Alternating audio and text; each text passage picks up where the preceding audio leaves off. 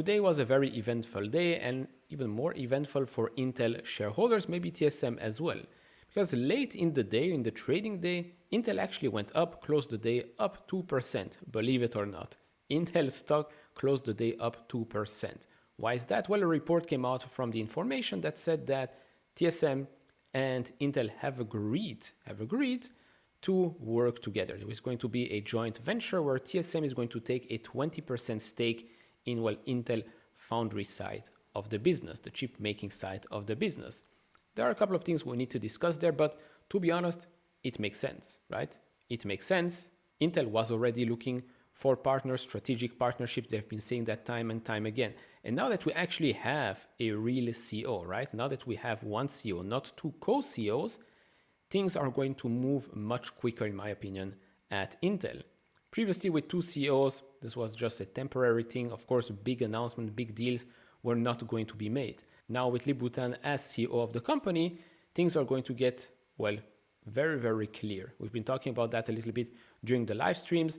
I think we're going to hear more and more of these types of moves. He talked during Intel Vision a little bit about himself, what he did at Cadence, what he sees that needs to be done at Intel. He wants that to be more of a startup type of vibe, which means smaller teams, but smaller teams that move much, much quicker, which in my opinion, this also means that we might expect even more layoffs, more restructurings at Intel, because let's be honest, Intel, despite having way more employees than NVIDIA and AMD, I think even combined, still is underperforming by quite a lot. Of course, Intel has Intel Foundry, which means you need more employees.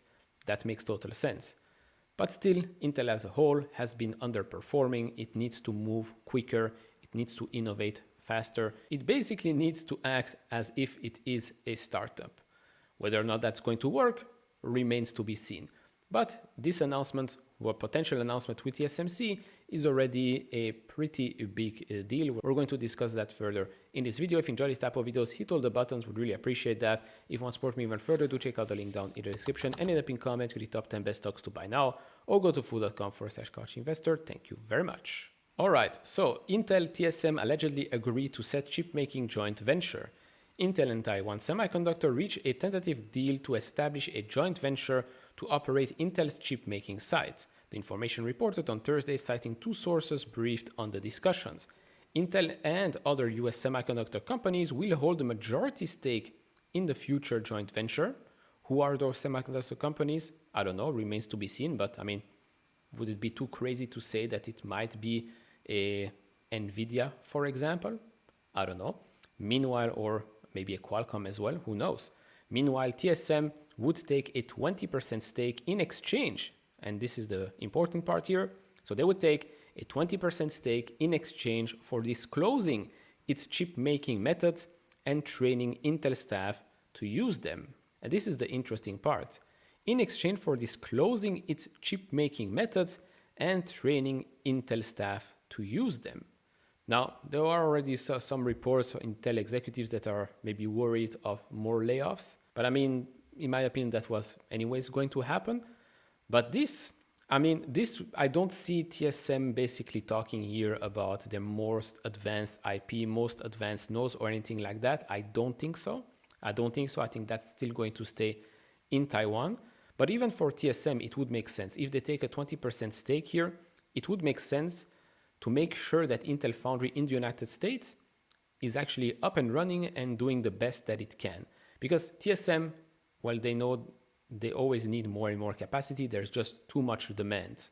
And so although 20% might seem small, but 20% of a very, very successful Intel Foundry is still going to be worth their while as a company. Plus you diversify the supply chain and, well, everybody is going to be happy at the end of the day.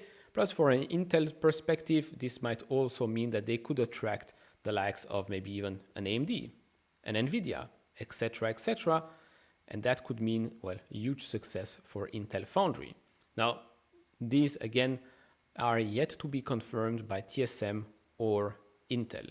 According to sources, the Trump administration initiated negotiations between the two companies in a bid to revitalize Intel after a long-running crisis. And of course, last month, President Donald Trump announced that TSMC would invest at least $100 billion in the United States to build chip manufacturing facilities in Arizona. Of course, this isn't new. I even believe that Arizona plant is already starting to, I won't say ramping up, but I do think that some of the buildings there are already up and running.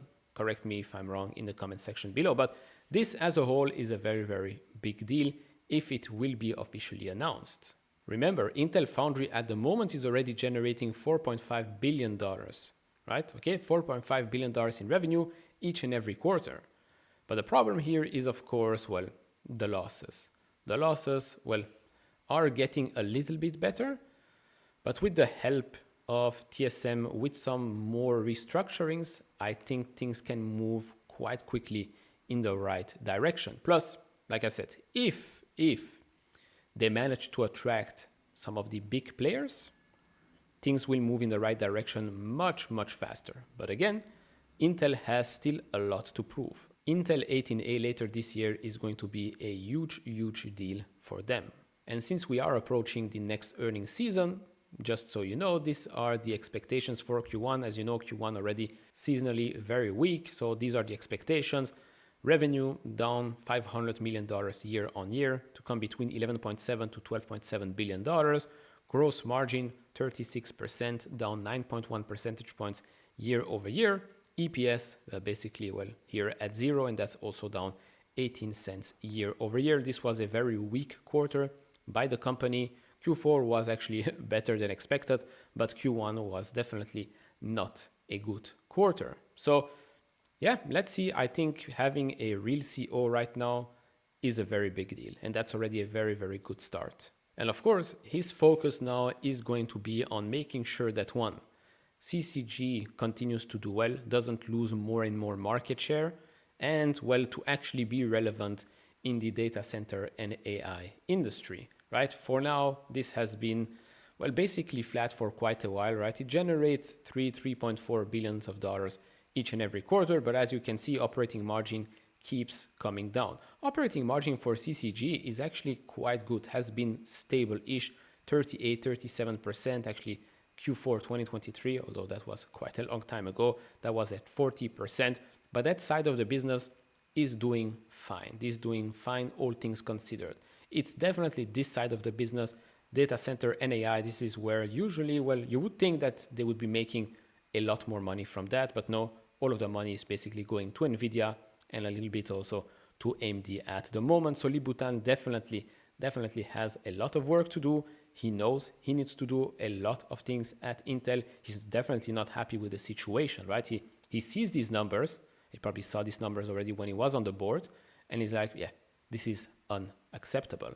And so I'll take this small win. I'd rather have this, a 20% stake from TSM. I'd rather have that than a complete spin-off of the business, or if TSM or Broadcom or Qualcomm want to buy parts of Intel's business completely.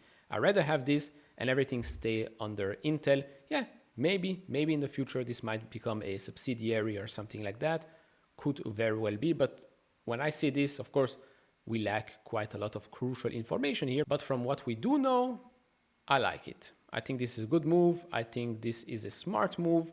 And now let's wait and see. Let's wait and see what Lip-Bu Tan will do in the next coming months. As I keep saying, Intel, in my eyes, is just too big to fail. So, all in all, that's about it. Hope you enjoyed this type of videos. Hit all the buttons, and let's see you all in the next one. Bye-bye.